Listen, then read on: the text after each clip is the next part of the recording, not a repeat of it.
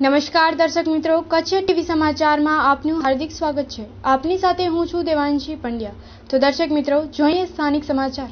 ભચાઉ તાલુકાના કોંગ્રેસના પ્રમુખ પદે શ્રી અશોકસિંહ ઝાલાની વરણી થતા ઠેર ઠેરથી અભિનંદનની વર્ષા થઈ રહી છે।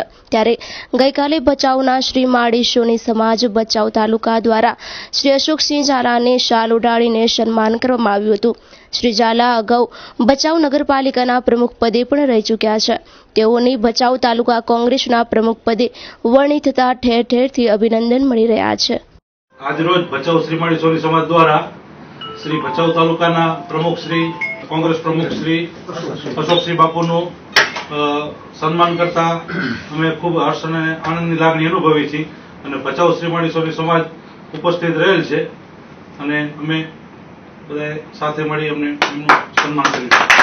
આજરોજ ભચાઉ શ્રી માળી સોની સમાજ દ્વારા માનનીય શ્રી અશોકસિંહનું સન્માન કરવામાં આવ્યું છે।